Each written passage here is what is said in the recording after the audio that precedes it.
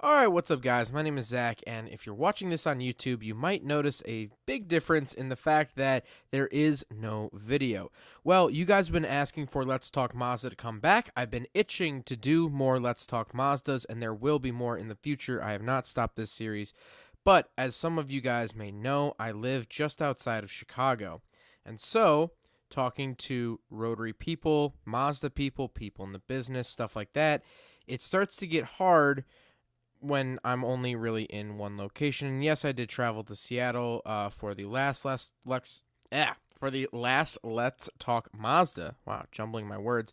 Um, but that was a whole trip, and I can't do a whole trip for a podcast. So what it's going to be is basically this is going to be an audio only podcast.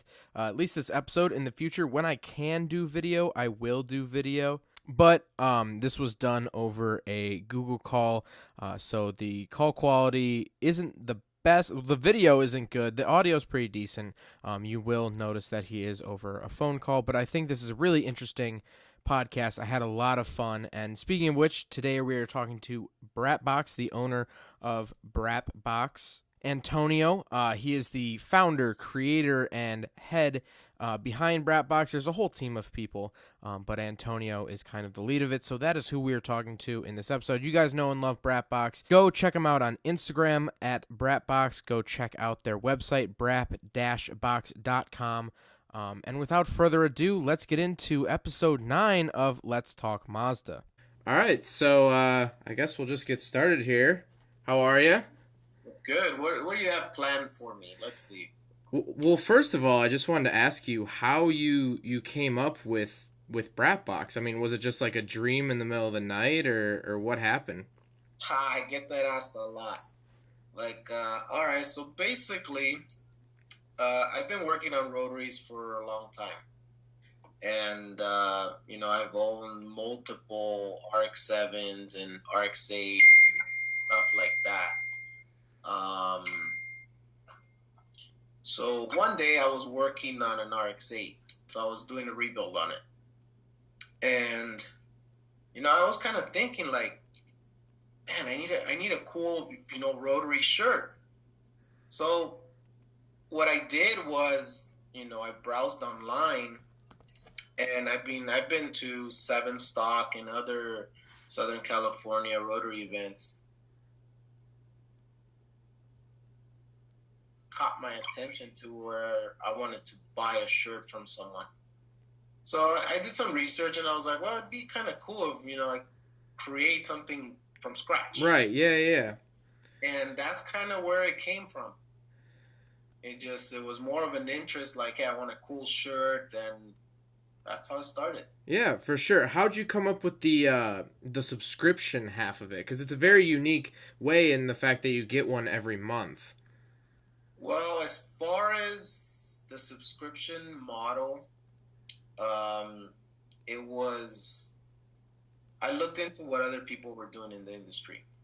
And everyone that sells shirts on their website or whatever, they're just selling, one-time deal. Like, they come up with a design and they host it, and for, I don't know, maybe years, maybe months. I don't know how they do it, but I thought it'd be kind of cool that we have a subscription-based service to where we're forced to release something new every month. Right. And that's kind of where, I thought, okay, we have to deliver. I know that you guys saw that we were shipping the stuff in a brown box in the beginning, and we really wanted to create something unique for the subscription model. Because if you look at other subscriptions out there, they have their own custom boxes and stuff like that. And, I'm like, well, I looked into who's doing rotary style boxes, and no one is. Right. I thought it'd be a crazy adventure to try to create a rotary style box. Right. It was really cool to watch that process. I remember you were posting pictures of like a concept of it, and that's what kind of sparked my attention was the rotor box was really cool and unique. Yeah, so what happened with that was we contacted multiple boxing companies, and a lot of them were like, we've never done such a thing, and it's out of our control. Of we do square boxes, rectangular boxes, and stuff like that. And I said, okay, fine. So I finally found one, and actually we're really lucky because it's here in Southern California, so we can just drive down there and check out the process. But they're willing to take on the challenge. At first, they came up with a pizza box. So Okay. you want to imagine, you want to sell a slice of pizza, and Yeah. that's what you get. And he goes, "Would this work?" And I said, "No way." And he goes, "Okay, well, get me an image or something that we can work off of." So I got a image of a rotor. You've seen all kinds of people, they sell stickers and stuff like Right. that, rotor stickers. So I got something similar to that, and I said, "Here, this is what it is. All you have to do is extrude the box, create 3D, and we go from there." Then we design graphics. So it took them about 4 months to come up with the final size and all that stuff, but it got done, and honestly, it turned out a lot better than expected. Yeah, no, definitely when I first got my first box, it was really cool to open that up. And I'm really happy what they turned out for you. I mean, they're really cool. Yeah, so that's how that all happened, and I mean, yeah, I guess to just answer the question, we wanted to create something unique that forces us to come up with a different design every single month. And I don't know if you've noticed or seen on the internet, we've posted that we're gonna pull off some of our early designs from Yeah, 20. yeah, I saw that, which is really cool because that'll add to the exclusivity of it. Yeah, so we're pulling them off, and then just gearing up for what's to come in 2019. So, where do you see Brapbox going? Like, say, a year from now, 2 years from now, what's kind of your master plan here? Right now, there's no real master plan. It's just kind of playing it by ear.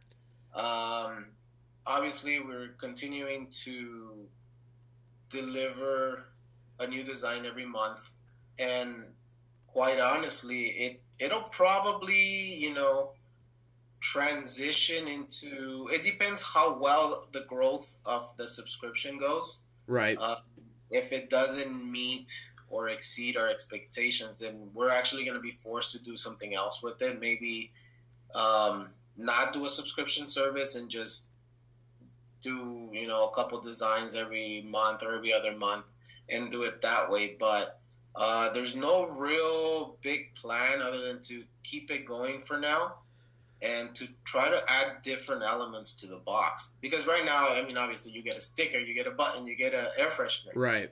and you know that pretty much for the most part they're gonna match the design of the shirt. So that could, potentially get boring to a customer because it's gonna be a repetition of just a different design. Right. So it may just we don't know. We're just trying to play around with it for now. Like I said, it's the first year doing this. Once we complete the whole 2018 here, then we're gonna look at the business from the outside and see what we can change, how we can change the game. Right, right. Makes sense. So, walk us through what's your design process? So, do you say like I want to do a third gen shirt? I think the last shirt I got was a third gen shirt. Do you then go to your graphic design artist or do you design them yourself or what's that whole process like? Okay, so the process. Let me give you a little bit of the background here of what's behind the website. Right. As far as everybody knows, there's a website. There's a bunch of T-shirts and stuff going on, but um, there's a lot of people involved in this. There is, graphic designers, and then there's the people that print the stuff, and everybody that makes the box, and everybody that does everything that goes together with the box. So when we want to come up with a design, um, and fortunately, our graphic designer happens to own two Rotary vehicles. Okay. So when we talk about it, it's like I'm talking to somebody that's at a Rotary meet and they're really into the stuff, and we kind of get the idea of where we want to take it. So, for January, like let me give you an example. For the first initial DRX7 design, uh, we thought, okay, which one's the most popular car out there? Right. One of the most popular ones, affordable ones to get this going. We're like, okay, it seems like the FC is. Boom. So we came up, let's do, I don't know, an FC drifting or something. And then he's really creative with all this stuff. And he came up with the concept of, oh, let's do it like Initial D manga style. Okay. And we're like, okay, let's do that. And he drew it up, and that's how that one was born. But that's the process. We talked about it for some time before it happened. Right. It was in January, but it was thought of in like November of 2017. Right. So some of the designs take longer than others. The February one, for example, the 20B Exploded View, that one took just about 2 months for him to finalize it and all that. Yeah. But I mean, that's just what it is. That's really interesting. I always wondered how you came up with those ideas and the conversations like that. So let's take a step back. What rotaries have you owned? Like, what's your rotary history? I've owned, for the most part, just second generation RX-7s. So my first rotary was an 86 RX-7 Sport with no sunroof. And that was a 5-speed. A no sunroof FC? A no sunroof FC. Those are hard to come by. Those are not, they're rare. But yeah, I had one of those. That was my first car that was introduced into rotaries as a personal vehicle. How I got into the rotaries was a different story. But that was my first car. I mean, I did a whole bunch of things to that, suspension. At one point it was turbo, and it was, I've tried Microtex, I've tried the early Helptex, a whole bunch of different systems in the past. But yeah, that's how that was started. So how'd you get into rotaries then? What's that story? Rotaries, that story, okay, so one of my buddies, he ended up buying, I believe it was a Series 4 FC, and he overheated it. So I had already been working on cars because my dad, he's been a mechanic all his life. So I've been around that stuff, and he taught me a lot.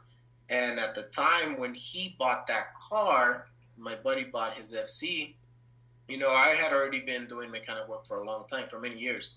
And he goes, hey, the thing is blown, we need to rebuild it, and they sell the parts, and it seems easy. Yeah. So he bought all the parts. We took it out, we took it apart, we cleaned it. I believe it was Rotary Aviation where he got all his parts. And we rebuilt it, we put it back together, we put it in the car, fired right up, and off he went. And that was zero knowledge of how to work on a rotary and how to measure all the seals. It was just basic, like, hey, check this with the filler gauge, or check this with the, end plate tools and stuff like that. But, it ran great. So what other rotaries have you owned? After that, I've had a few of the Series 5 FCs, both turbo and non-turbo. I did build one that was Series 5. It was turbo. It had upgraded, turbo manifold, front mount intercooler, water injection, and I dynoed that. This was a few years ago, maybe like 5 years ago. They made 315 horsepower at the wheels. It was a lot of fun. It was really fast. More power than you need for the street. Ended up selling that to a friend of mine, which he still has. And after that, I had an 05 RX-8. And that car, all it had was suspension, wheels, stage 2 clutch. It was more just for cruising around. Yeah. Recently, I had another FC, which was non-turbo. It was automatic which immediately got a 5-speed swap. Yeah, good. And then I did a swap on that, and that had a front mount, it had a Haltech, it had aftermarket turbo and all that. And I ended up getting rid of the engine and turbo setup to one of my buddies, and then the car just sat because I thought, okay, now that I have Brapbox, I'm gonna take this and turn it into a Brapster. So I was gonna do a Bridgeport setup, and I never got around to it. So I ended up selling the shell. So right now there is no plans for another FC. If anything, I'm just gonna settle for an FD. Settle for one. I mean, I've had FCs all this time. If I don't get an FD, I'm definitely gonna get most likely like an R3, RX8, and play with that, suspension, wheels, and aero kits. But that's about it for the cars right now. Awesome. Yeah. So, if you had unlimited money, what Mazda would you build? Which of the cars would I build? Like, what would be your dream Mazda build? Unlimited budget is easy to come up with a conclusion, but I mean, like, let's say it wasn't unlimited, and something realistic that I could see happening would probably be just like an FD with a 3-rotor. Yeah. Even though that's like way outside of most people's reach, that would be like a comfortable setup. Right. Would you go turbo or no? Either way, it's gonna be fun, but I've had both, right? And just the rush of knowing where your power band is with the turbo, it would have to be turbo. Yeah. It's a different beast. Well, awesome. Thank you very much. They can find you Brapbox on Instagram. Where else can they find you? Brapbox can go on Facebook. You can go on Instagram, Twitter. We don't really use our YouTube. It's basically you. So, or just simply on the website. Awesome. Well, thank you very much for your time, and I hope listeners check you out. Awesome products. And I think I'll be seeing you at 7 Stock, right? Yeah, most likely. You're coming, right? Oh, yeah. Flying out there. So right, I'm excited for that. Awesome. Well, thank you very much. Thank you. Well, I want to thank you guys so much for listening to this episode of Let's Talk Mazda. If you'd like to download it, if you're watching on YouTube, the link in the description below. But I hope you guys enjoyed it, and we'll see you next episode. Take care.